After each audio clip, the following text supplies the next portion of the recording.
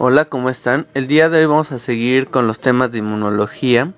Ya está el video de generalidades de la inmunología, está el video de sistema de complemento, está el video de hipersensibilidad y ahora vámonos con uno de los temas más interesantes de la inmunología, que es el complejo mayor de histocompatibilidad o complejo principal de histocompatibilidad, o también llamado MHC por sus siglas en inglés. Ok,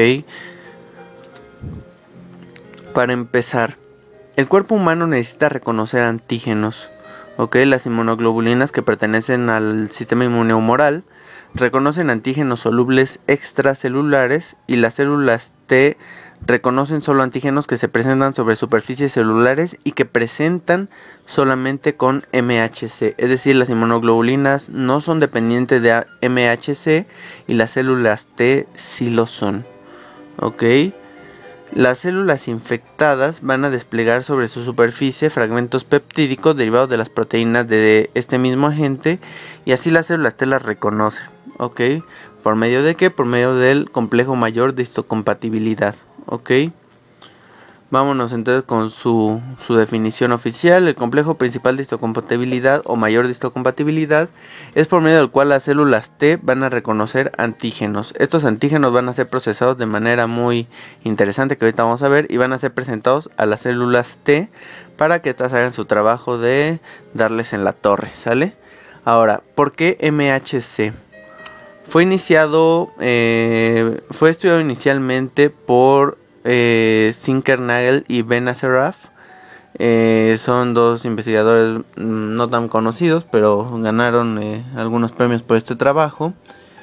Fue estudiado inicialmente por la necesidad de encontrar por qué se reconocía de manera favorable o se rechazaban los trasplantes. Ok, siempre existía la pregunta: ¿por qué rayos el trasplante que estoy haciendo no lo acepta?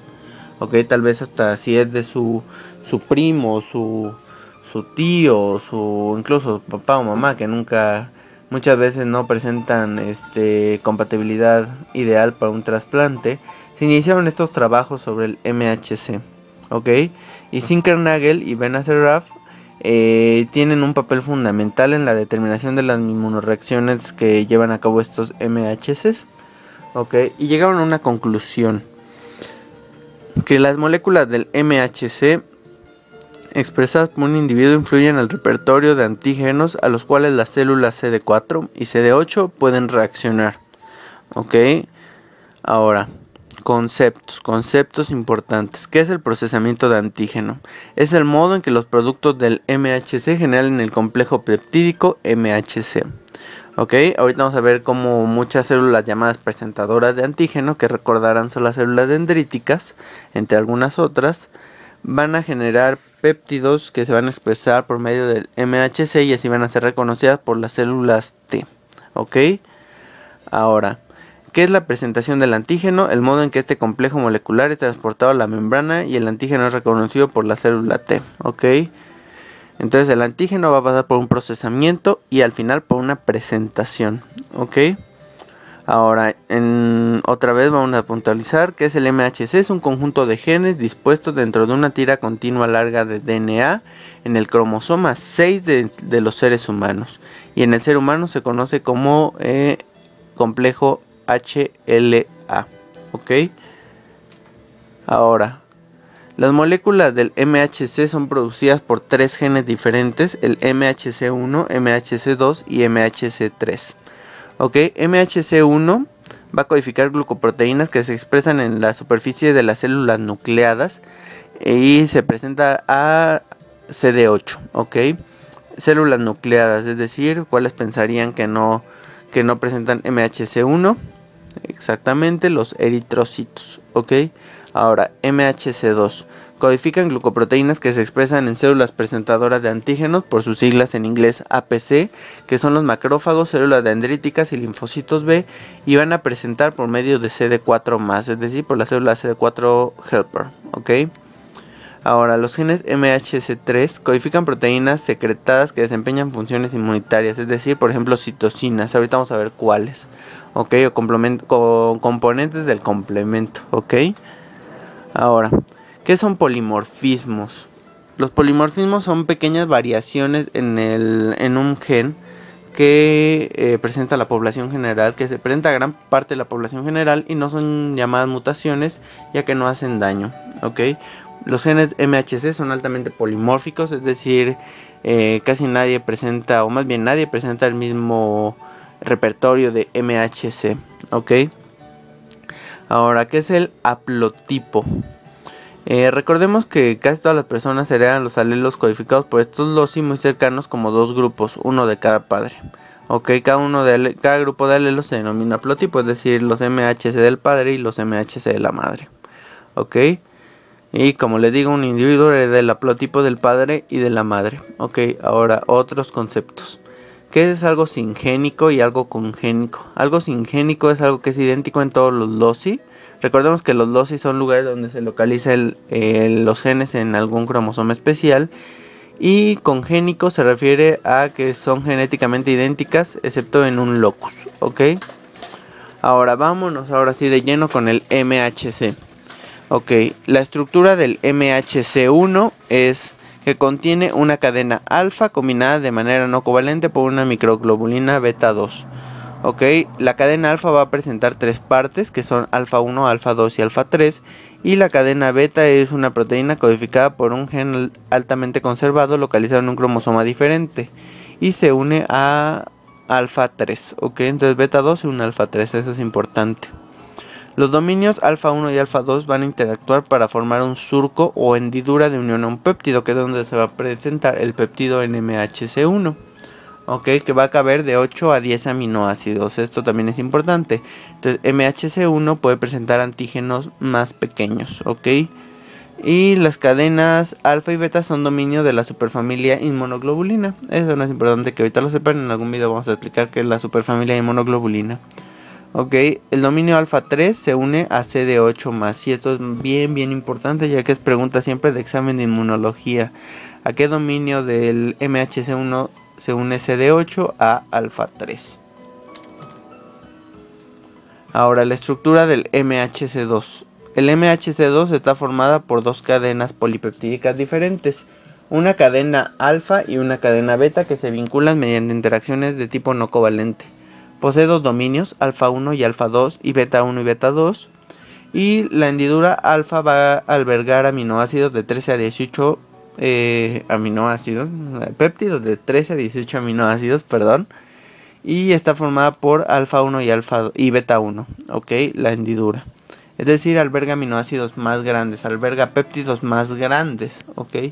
Y beta 2 es la que se va a unir a CD4+. Entonces recordemos, alfa 3 es para CD8 en MHC1 y beta 2 para CD4 en MHC2, ok.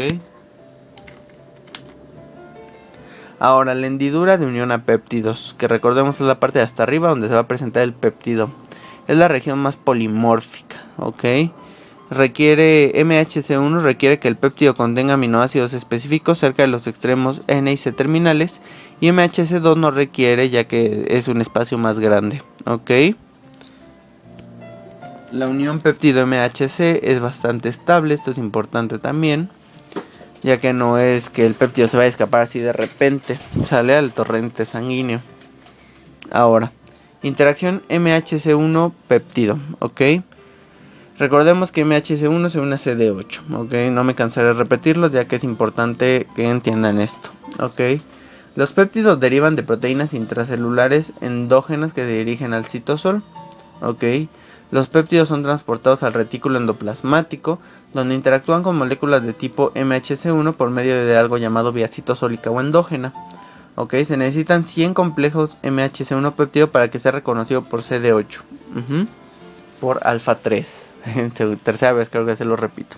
Ok, los péptidos se unen al surco de la molécula MHC en un espacio denominado ancla y por lo que se llaman residuos de ancla. Ok, ahora MHC2 que se une con CD4 por medio de beta 2.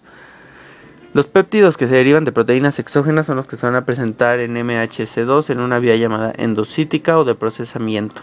Ok, reconoce péptidos más grandes como les había dicho.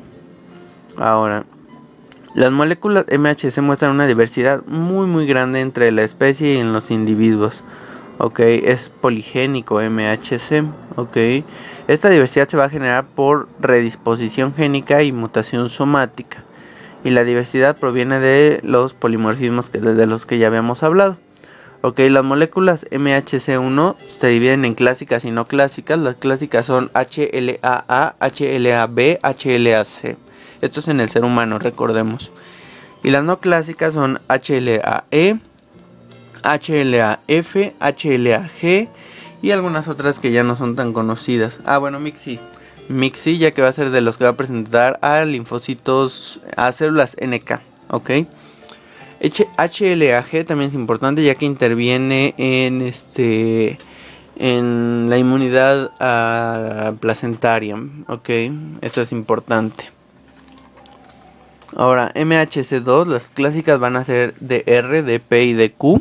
Y las no clásicas de M, de O, LMP y TAP. Ok, LMP y TAP van a participar en la vía endocítica del procesamiento por medio de MHC2.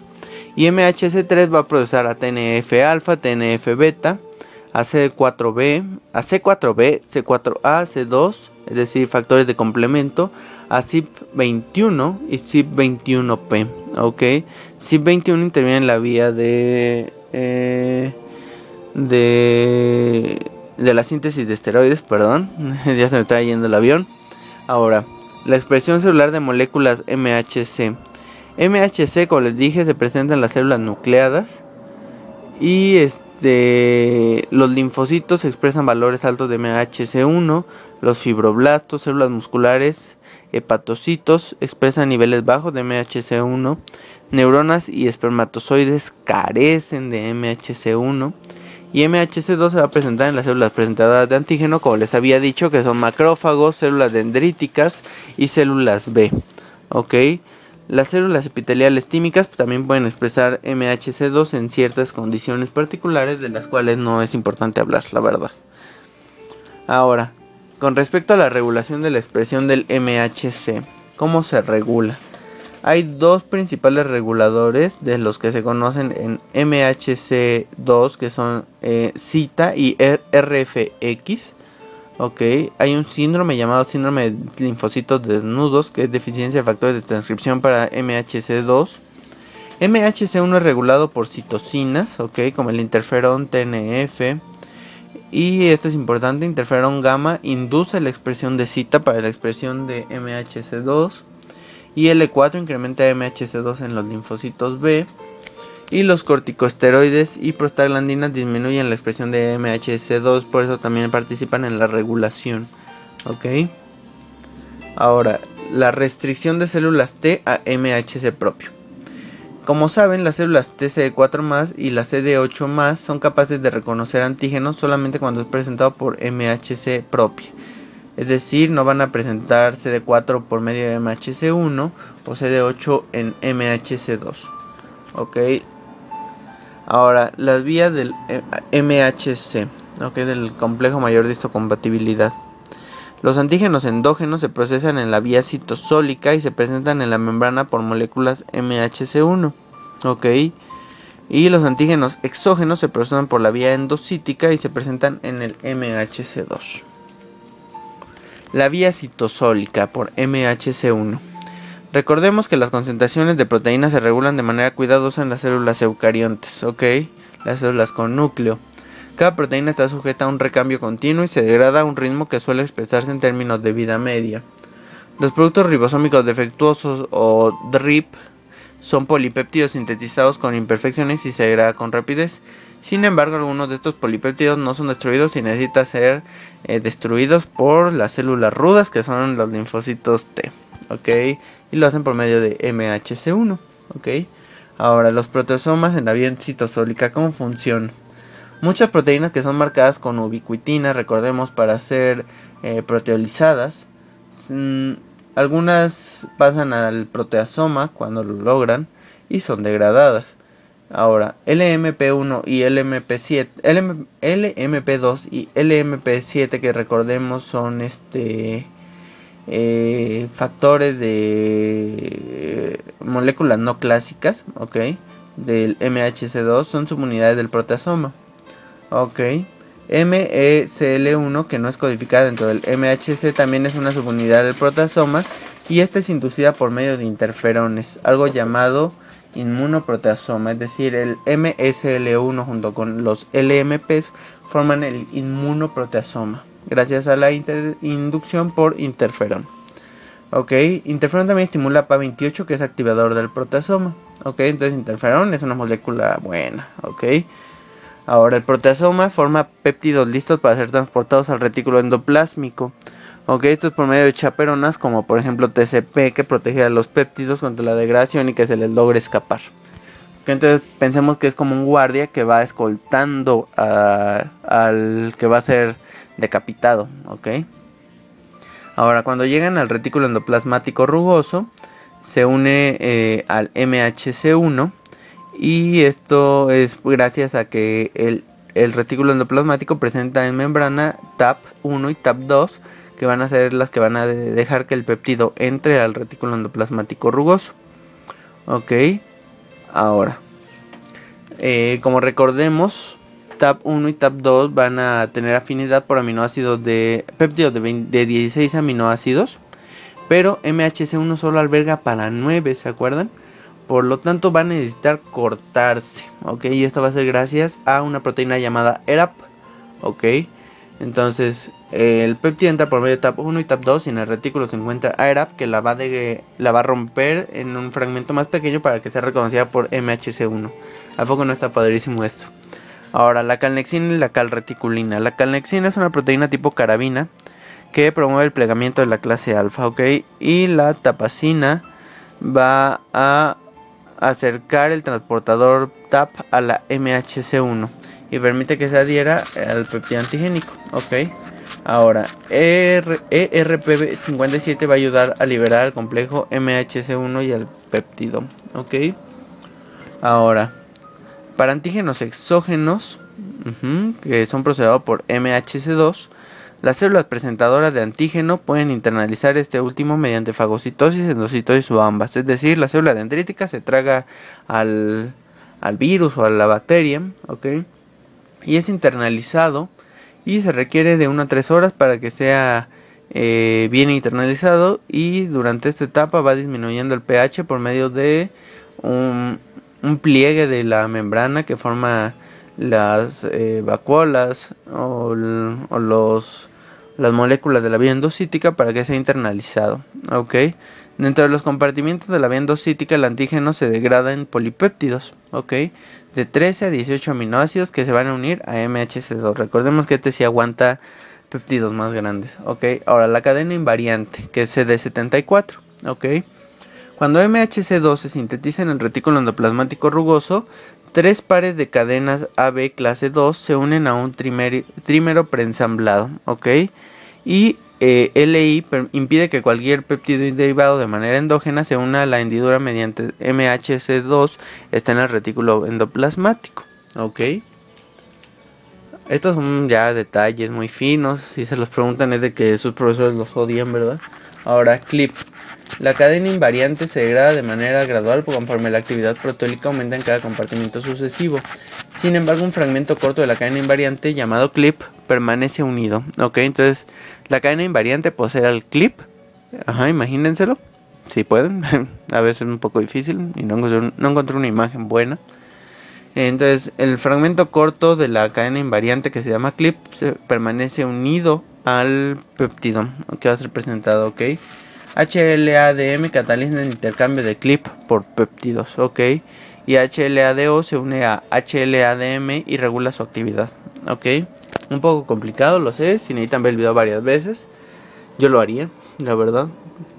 Ahora, presentación cruzada. Como no toda la vida es fácil, las APC pueden llegar a presentar antígeno exógeno a células T citotóxicas de tipo CD8, ok, en contexto de MHC1. Y se preguntarán cómo es esto. Pues tiene su ciencia.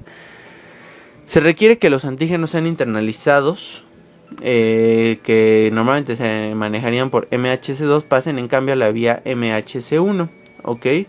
Esto es bastante interesante. Ahora, se propone que hay un intercambio dentro del compartimiento endosómico, ok,